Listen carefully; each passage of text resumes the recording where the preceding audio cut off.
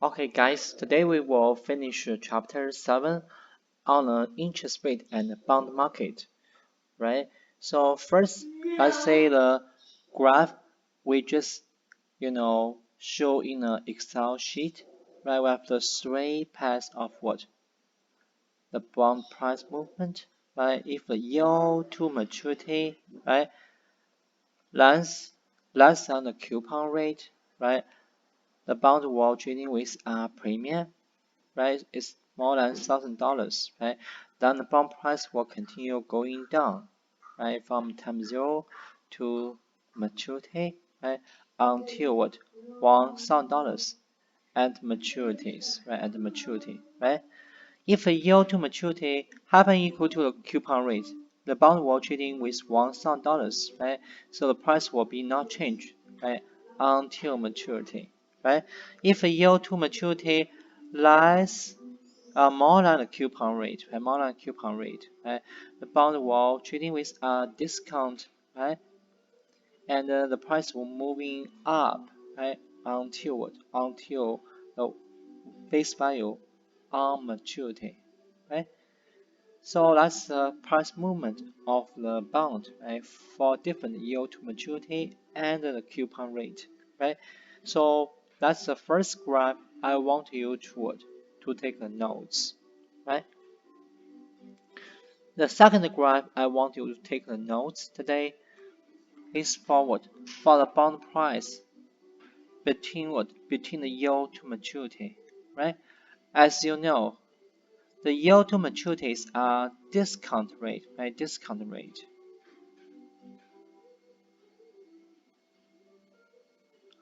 With the given coupon rate, right? That's the payment, right? And also the face value, right? The face value, the par values, right?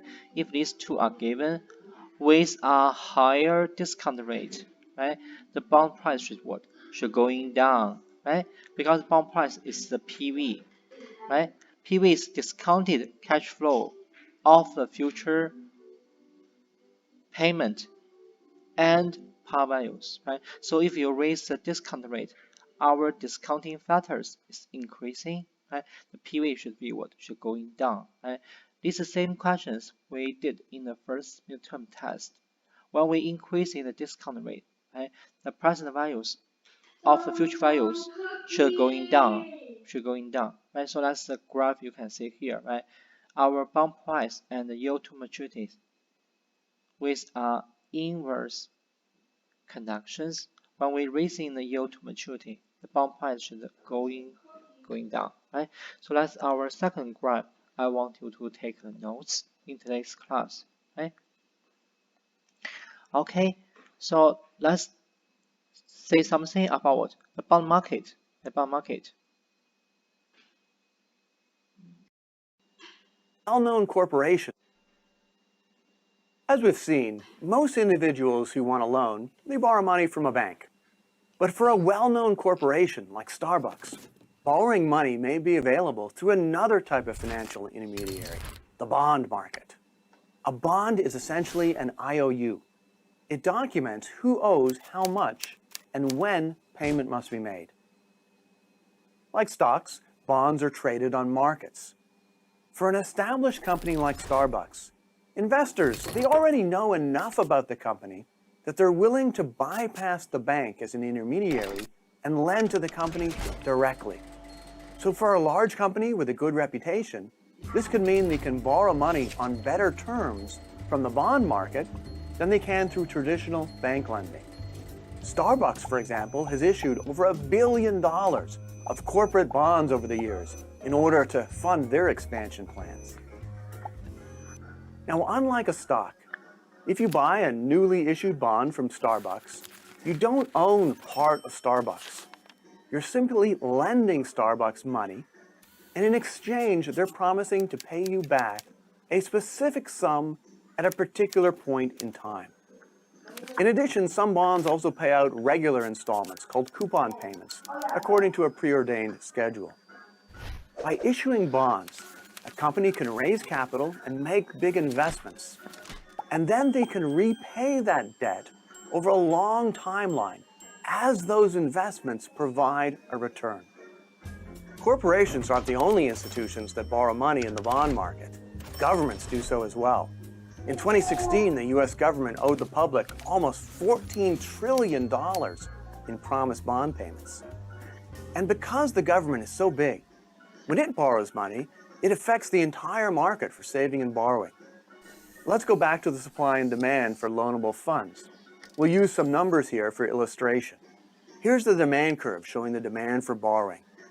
Now imagine that the government decides to borrow $100 billion. This shifts the demand for loanable funds up and to the right, increasing the equilibrium interest rate from 7% to 9%. A higher interest rate, that means that the quantity of savings supplied will increase, in this case from 200 to 250 billion. Now remember that if savings increases by 50 billion, that means that private consumption is falling by 50 billion. If we're saving more, that means we're consuming less.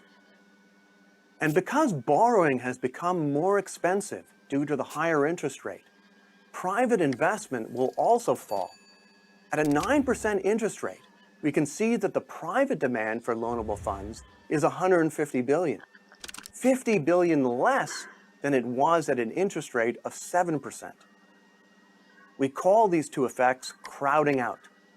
When the government borrows 100 billion, it crowds out private consumption and private investment. In this case, it crowds out 50 billion of private consumption and also 50 billion of private investment. Bonds aren't as risky as stocks because the bondholders must be paid before any profits are distributed to shareholders. But bonds do have risk, namely the risk that when the payments come due, the borrower won't be able to pay. That's called the default risk. If investors think that a firm issuing a bond has a significant default risk, they'll demand a higher interest rate to lend money. Bonds are rated by agencies such as the S&P. The S&P ratings go from AAA, which are the safest bonds, all the way down to D. And anything lower than a BBB minus, those are sometimes called junk bonds. If you're curious, Starbucks gets an A minus. Lending money to Starbucks, it's pretty safe. But you never know what might happen if all those pod people start making a lot more coffee at home. Now, the rating agencies aren't perfect. That became all too obvious during the recent financial crisis. However, generally speaking, you'll find that better rated bonds, they pay lower interest rates. And lower rated, riskier bonds, they pay higher interest rates. The state of Illinois has the lowest bond rating of any state government in the United States, an A minus. And it has to pay significantly more to borrow money than does Virginia, which has the highest rating, a AAA. Another factor that determines the interest rate on a bond is whether the borrower can put up collateral, an asset that helps to guarantee the loan. If you want to borrow money to buy a house, you'll typically get a lower interest rate than if you want to borrow money to buy a vacation. How come? It's the same principle. The mortgage loan is less risky for the bank than the vacation loan. Because if you default, the bank can repossess your house. The house is collateral. But once you've been to Maui, the bank can't repossess your vacation. So it's cheaper to borrow money to buy a house than to go on vacation. Okay, we've covered banks, we've covered stocks, we've covered bonds, but actually there's many other financial intermediaries that we could talk about. Okay, so in this video you can see the bond list can be rated by the different rating bureaus such as S&P, S&P, and also bond is rated by the other rating bureaus, right, including including the Moody's, right.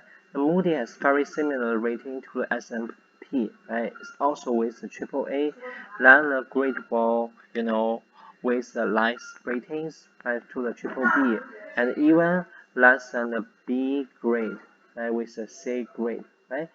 So the higher rating, that means the company has less financial stress, right? So the company is less possible to default, right? If the company has a very poor ratings, right, the company will be very easy to default, right?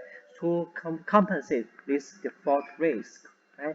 The bond will need to pay a high interest rate, right? The coupon for this poor rated bond must be much higher, right? Then the investor will buy this kind of bond, right? So that's the bond ratings, right, in the market, right? So if you are investors, right, if you are very conservative investors, you may very likely to buy the bond with a high rating, not the bond with a poor ratings, right? But for risky investors, they want to buy the low risk bond, but in return, they will get a higher what? A higher yield, right, for this low rating bond, right? The last one for these chapters, right? I want you to study something for the interest rate, right? We already see the videos, right? How the interest rate can change the demand and supply of lendable funds, right? Now I want to give you some concept of what nominal interest rate, right? Nominal interest rate and real interest rate. Everything you see on the market is what? Is the nominal interest rate, right? For example, you receive a bank letter from BOA, right? Offer you APR 3%, right? So this 3% on the bank letters is a nominal rate, and this one is not excluding the impact of what? Inflation, right? So what you actually receive is called our real interest rate, right? That's interest rate, not including what? Not including the impact of inflation, right? So our formula here, right, called a Fisher effect formula, right? That's 1 plus nominal rate equal to 1 plus real interest rate, right, times 1 plus inflation rate, right? Be careful, right? If you're expanding the formula on the right hand side, I will have the 1 times 1 equal to 1, right? 1 times h equal to h, right? Then plus r times 1 is small r times h is r times h, right? So for both sides, right, they all including 1, so 1 can be cancelled out. For small r, small h, one is the real interest rate, one is inflation rate. They are both what? They are both small percentage. So the product of the small percentage will be even smaller, right? That's about 0.000 something, right? So it's very small numbers. It's close to 0, right? So we can ignore this one, right? So our real interest rate, right, for the convenience will be approximately equal to what? Real interest rate, right, plus what? Plus the inflation rate, right? So let me give you examples to apply this formula, right? Apply this Fisher effect formula, right? For example, right, if we require 10% real return for the investment, we also expecting our inflation is what? 8%, right? What is the nominal rate? Right? So your nominal rate is the rate you see on the paper, right? Should be covered both required real return and also inflation rate, right? So we can use our Fisher effect, right? 1 plus the nominal rate equal to the 1 plus the real rate times 1 plus inflation rate, right? The real rate equal to what? Equal to 10%, right? Inflation rate equal to 8%, right? Let's plug these two numbers into our formulas, right? Nominal rate will equal to 1 plus real rate, right? So it's 0.1, 1 plus 0.1 is 1.1, right? Inflation rate is 0.08, so 1 plus 0.08 will be 1.08, right? Then minus 1, right? So our nominal rate will be 1.1 times 1.08 minus 1 equal to 0.188, right? Equal to 18.8%. That's our nominal rate. Use our Fisher effect formula, right? But for convenience, we can also use our approximated formula, right? That's the nominal rate equal to what? Real rate plus inflation rate, right? That's the real rate plus inflation rate. So will be 10%, right? Plus 8%, right? Equal to 18%, right? You see these two numbers are very, very close, right? So we most likely use our, convenient formula to solve the nominal rate, right? But you see these two is not exactly the same, right? Which part is cause the difference? That's the h times what? Times the real rate, right? This part causes the small disparity between these two numbers, right? That's our Fisher effect, right? So our Fisher effect help you to determine what? Nominal rate, real rate, and inflation rate. We try to combine these three terms, right, with this Fisher effect, right?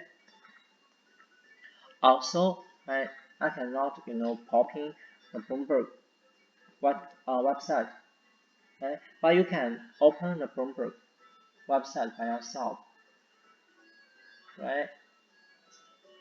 And you can search for bond rate market, right? Bond rate market, right? And you can see our treasury bond yield, right, on the website, right? And then you can see our treasury issue bond yield is very low, right? Approximately equal to 2.3%, for example, right? I'm not sure what's the number now, right? You can check this one on the Bloomberg website, right? So, like we mentioned, for our treasury issue bond, right, it's backed by our what? Treasury, by our government, right? And it's also long-term, right? So government issued long-term debt, we regard this one as what? As a risk-free what? Risk-free asset, right? So for a risk-free asset, if there's no risk, right? Our return should be what? Should be zero, right? If there's no risk, should be no return. So why you can see the numbers on the website is not zero, right? It should be some different numbers. Because the number you saw on the website is our nominal rate, right? So nominal rate is including both real rate, right? That's the risk-free rate, right? In the real term, it's 0%, right? Plus what? Plus the inflation rate, right? Inflation rate, right? Inflation rate, right? Inflation rate, right? Right? Inflation rate, right? So if this one is 0%, right? Nominal rate is what? 2.3%, for example. Then, right? Our inflation is what? It's actually 2.3%, right? So if you saw any return, right, for the treasury issued T-bond, right, it's a risk-free what? Return. It's our nominal return. So this number should be what? Should be the inflation rate, right? So how you can find the inflation rate? It's very easy, right? Just based on the what? T-bond what? Yield, right? T-bond yield, right? On the Bloomberg website, right? Okay, so that's for all the topics for these chapters, right? We studied different terms, right? Different terminologies of the bond, right? And we also solve what? Solve the bond price, right? Based on what? Based on the the different inputs, right? Par value, coupon interest rate, maturity, and issue date, right? That's the time zero, right? Time zero, right? And also we say the bond with a higher default rate, they must be paid with a higher interest payment, right? So default rate is our concern if you're holding the bond, right? Because if a company default, they can never pay your interest back, right? And also cannot never pay your principal back, right? So for the bond, right? For the bond, right? We most likely to concern of what? Default rates, default rates. And this is our formula for pricing our bond price. and we also have the glacier effect, right? So like I mentioned, these ones you are not required to memorize this one, right? But you need to know how to use our financial calculators, right, to solve the price, use the payment, right, future values, right, interest rate, right, number of the period, right? You can solve the price. That's a PV. Okay.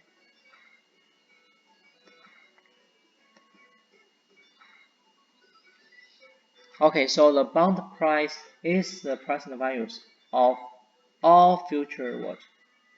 All future payments, right, including the annuity, right, the interest and face value and maturities, right?